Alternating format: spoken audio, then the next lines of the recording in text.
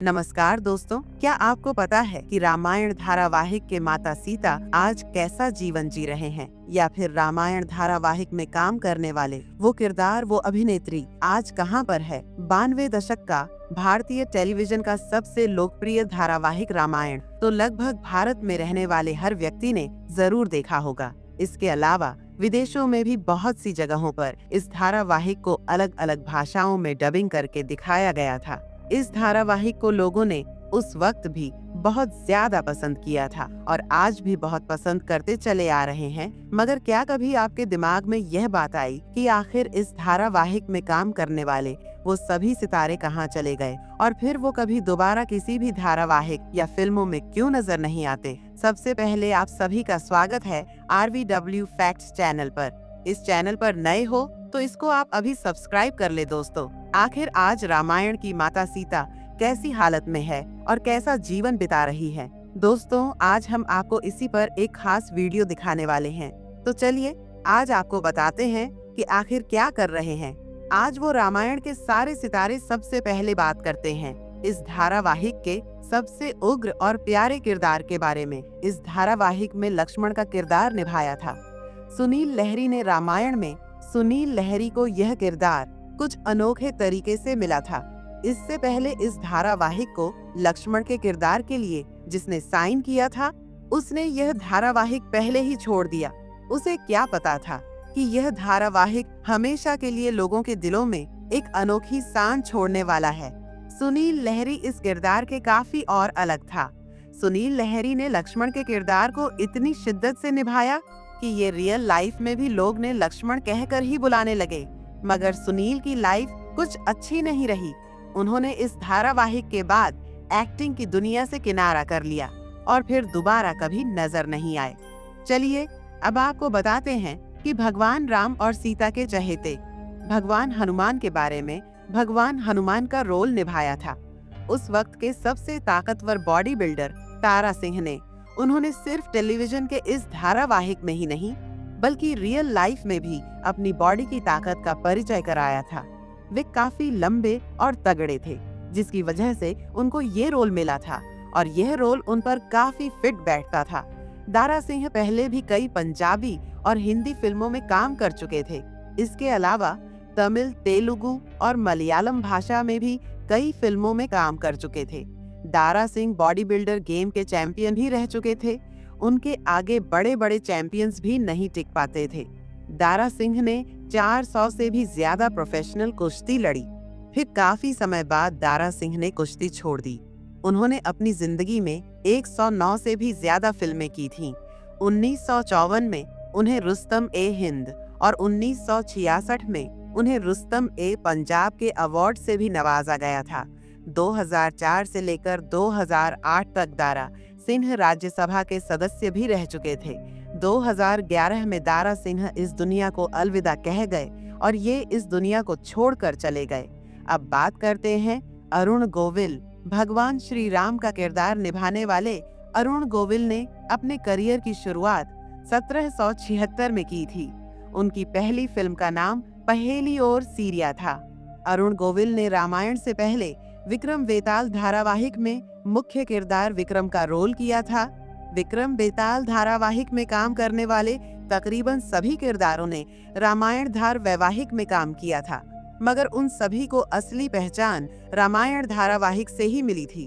उस समय अरुण गोविल को लोग सच भगवान राम ही मानने लगे थे। रामायण धारावाहिक के बाद अरुण गोविल ने कई धारावाहिकों में, जैसे लव कुश जो कि रामायण धारावाहिक कई अगला भाग था, उसमें भी काम किया था।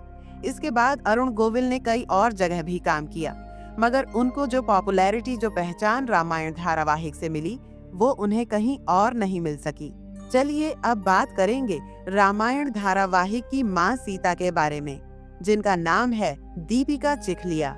आप शायद इस बात पर यकीन नहीं करेंगे, मगर रामायण धारावाहिक को करने से पहले दीपिका चिखलिया कुछ भी ग्रेड की हिंदी फिल्मों में भी काम कर चुकी थी, जिनमें से चीख और रात के अंधेरे मुख्य फिल्में थीं।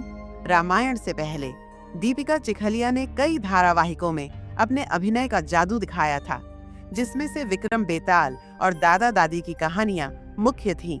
दीपिका चिखलिया को अगर आप आज देखेंगे तो उन्हें पहचान नहीं पाएंगे।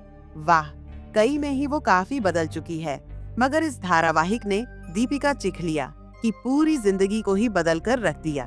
दीपिका चिखलिया को भी इसी धारावाहिक सही पॉपुलैरिटी मिली और लोगों की रिस्पेक्ट भी मिली। दीपिका को लोग माता सीता कहकर बुलाने लगे थे।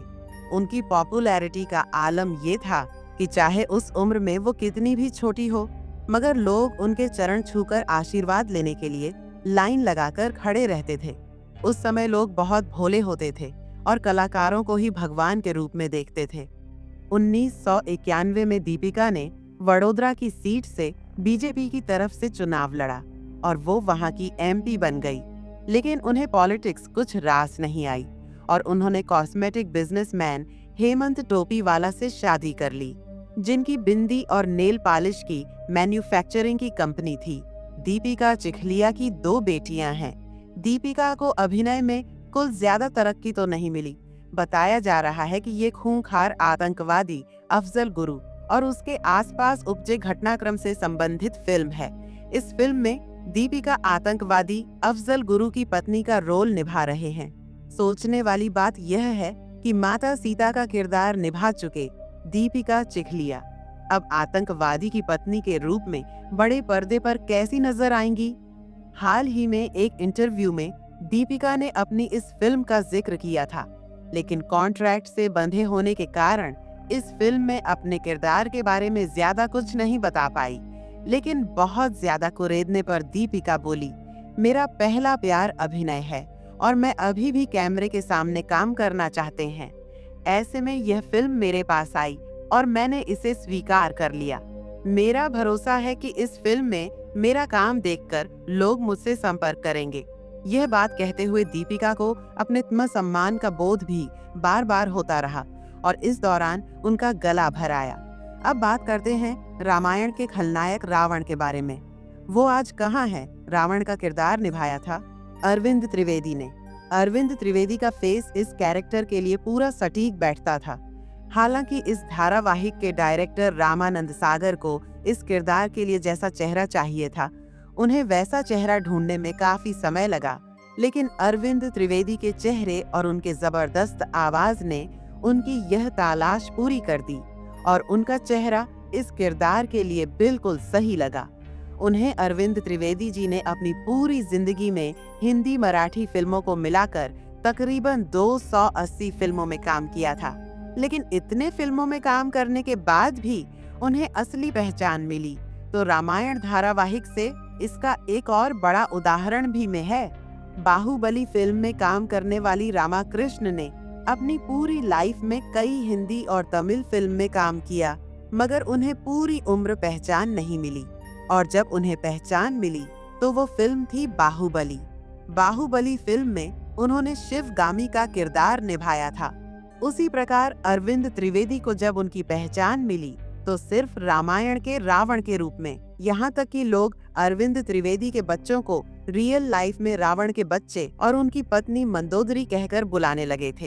एक्टिंग के अलावा अरविंद त्रिवेदी ने राजनीति में भी किस्मत आजमाई थी। दोस्तों, आपको ये वीडियो कैसी लगी? कमेंट बॉक्स में जरूर लिखें और हमारे चैनल RVW फैक्ट्स को सब्सक्राइब करके बेल आइकन को जरूर कर लें।